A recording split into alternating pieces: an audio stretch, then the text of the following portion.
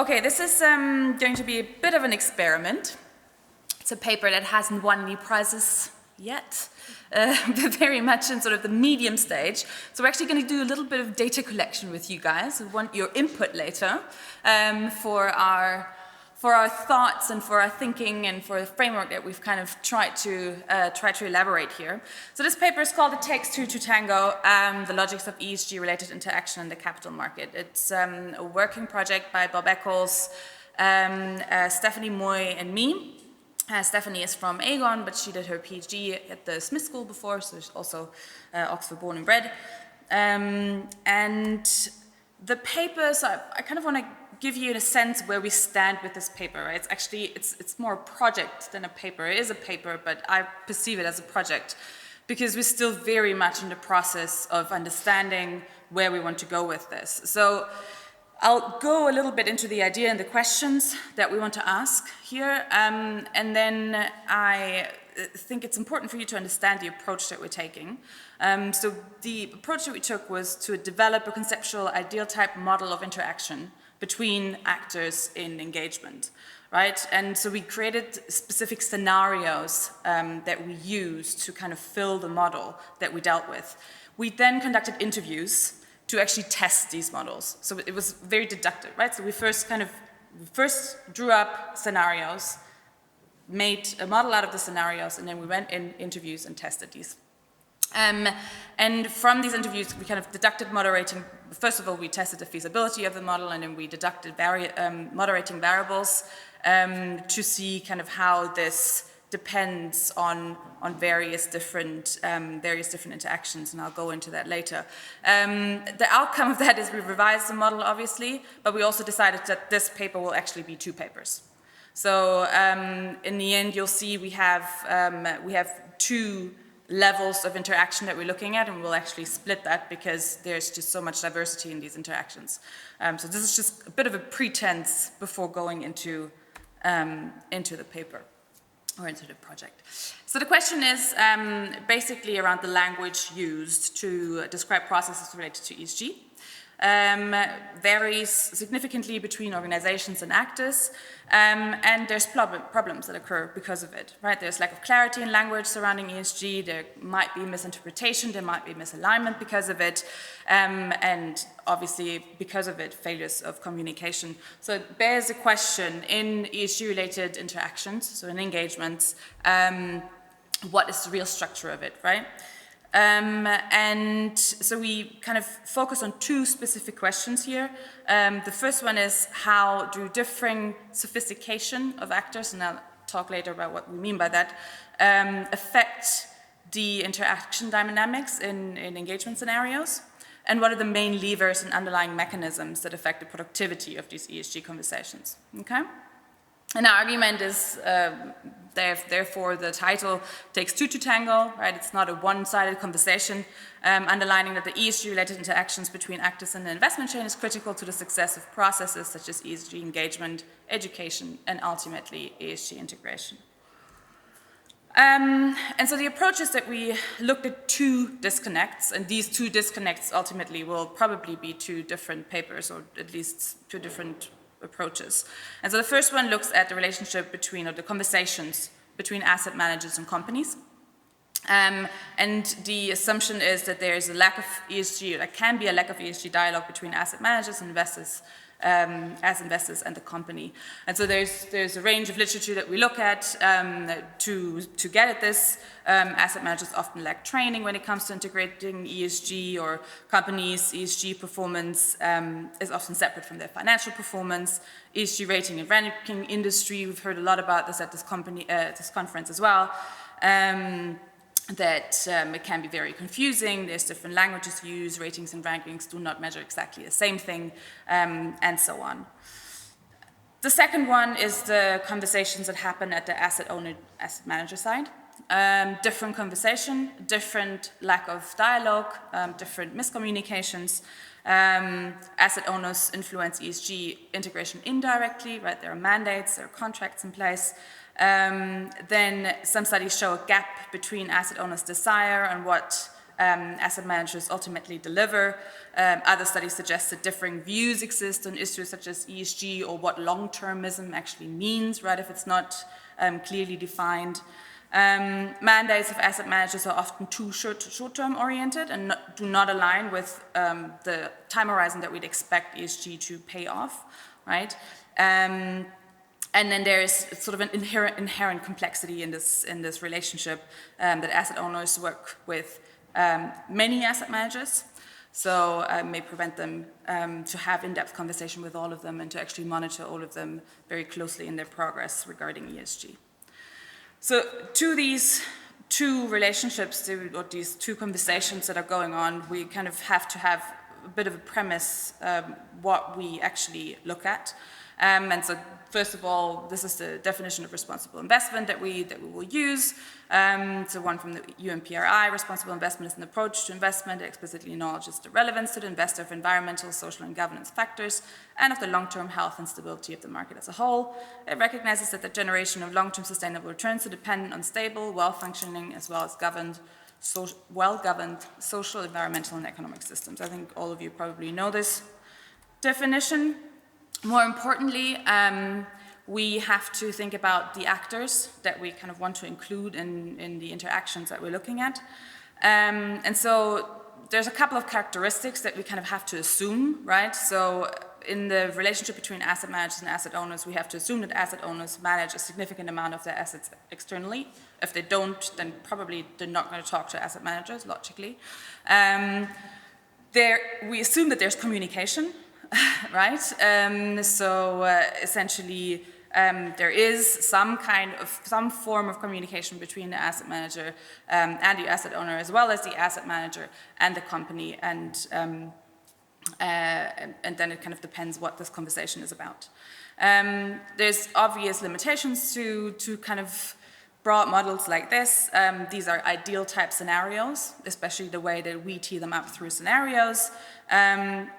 First of all, there's more than just two actors within the investment chain. There's various intermediaries, we acknowledge that. So if you look, for example, the investment stewardship ecosystem, we use it as a investment stewardship ecosystem map. I don't know if you know that. We use it as an example as how many actors are actually out there. And we kind of therefore have to say the assumptions that we make really just apply to this one cross-section, or to these two cross-sections that we look at. And so we develop conceptual ideal type models of interaction based on scenarios. As I said before, what are these scenarios? We call them so-called sophistication scenarios, right? What is ESG sophistication? We don't see sophistication as something on an individual level, so it's not the analyst that has a particular knowledge about ESG, but rather it's processes at the organizational level that exist or don't exist. These will have influences obviously on the individual level. There are three levels of scenarios that we're looking at. So we're looking at the companies, asset managers, and asset owners, obviously because of the intersections. I don't want to read all of this to you, but basically, just to give you an idea, right? This is sort of, we have three categories of low, medium, and high sophistication. I'm going to read out the low one just as an example. The company has not yet explored what ESG means. No sense-making has taken place, but to keep up with competition, external pressure responds to as many ESG questionnaires as possible. ESG is not part of the core business model. ESG is a peripheral issue which is reflected in the organizational structure, with only few jobs being explicitly tasked with ESG-related issues. This could probably also say no jobs. ESG is not being integrated into the organization's KPIs, and also disclosure of non-financial information is poorly organized, list-oriented, and reactive. Adverse stances and skepticism of top management towards ESG at this company is common. Okay, so this is a scenario of a company that we would perceive as a company with a low ESG sophistication. And then obviously you have a medium and a high scenario, and this we do for asset managers and for asset owners. I'm going to read out the medium sophistication level here. So for example here, the asset manager has a more substantial ESG team which provides the financial analysts and portfolio managers with insights regarding the ESG performance of companies. Here the ESG expertise is separated from the finance expertise, and the ESG team often does not have a formal role in the investment decision-making process. If you now go up and down our low and high, The high sophistication obviously would, for example, integrate ESG and finance in sort of the same team. The low sophisticated asset manager would maybe have one or two ESG specialists, if at all, and basically no integration at all. Right, so this is kind of how we tee this up. And then finally, the asset owner, a bit more description. For example, here I'm going to read you the high one. The asset owners include ESG considerations in all their strategic decisions. They have a sophisticated inquiry about ESG in their due diligence processes, which are linked to future goals and compensation, and they have an extensive ESG talks with the asset managers at every meeting.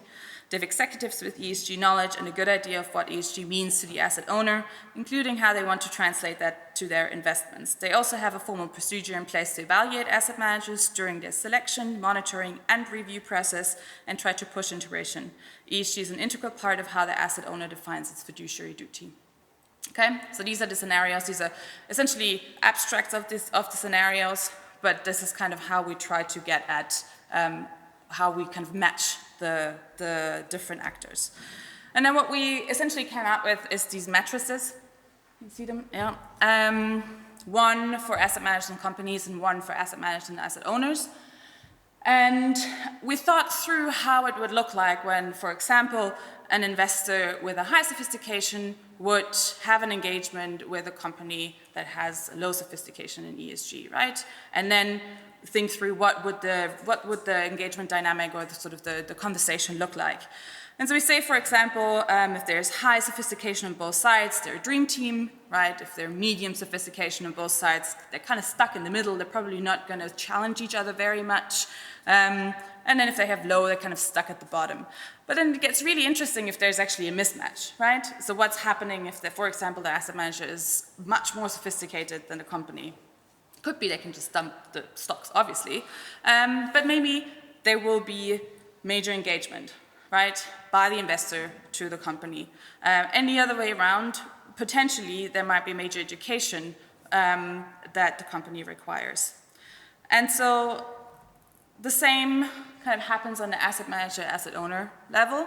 We have kind of dream teams stuck in the middle and stuck at the bottom.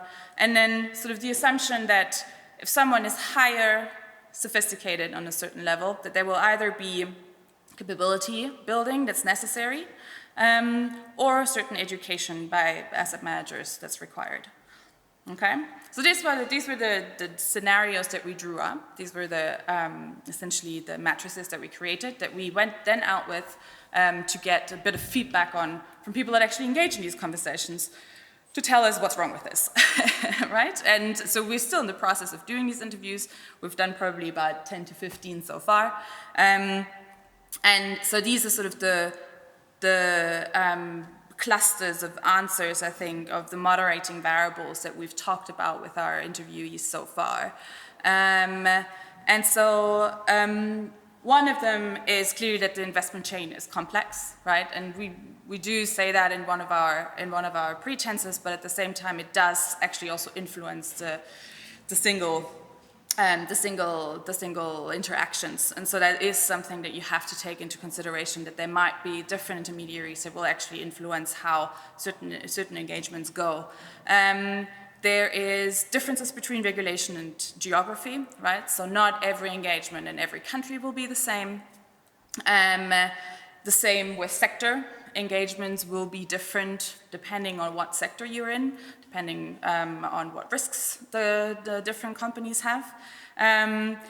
The sector and the regulation then relate pretty strongly to kind of language and shared meaning, right? Because certain sectors as well as certain geographies have slightly different languages when they describe risks around E, S, less so G. And that also is then sort of related to the reporting that they do internally and externally. Contracts and incentives is particularly important sort of in the asset owner, asset manager relationship. It will influence very strongly how conversations go, whether there are conversations. And then obviously there's always continuous learning and process dependency. So sophistication in one interaction might be different than this sophistication of both actors in the second interaction just based on the first conversation that they had. So there's a path dependency of these interactions and of these conversations with each other. And so relationship dynamics, and both relationship dynamics and engagement success basically are dependent on all of these varieties of issues. And so basically, one thing that why we've decided to probably, at least in the next step, split these two up, because one of the feedbacks was the relationship between, or the conversations between asset managers and companies, and the conversation between asset managers and asset owners are so different that it's quite difficult to actually put them into the same frame. And we've seen that with the moderating variables, right? Some of them are much more relevant for the company side, and some of them are much more relevant for the asset owner side, and so there will be a split of those. My challenge to you is now to come up with more of these moderating variables. If you have them in your mind, throw them at me. Again, we'll continue doing that. We'll do further model testing. We'll expand on mechanisms that actually influence. It's not only what influences, but how it influences the interactions. And then the idea is to actually apply this to a little bit more specific scenarios, to then not just look at conversations about ESG in general, but maybe look at conversations specifically about TCFD, right? And see if that has somewhat different outcomes. And that's it. Thank you very much.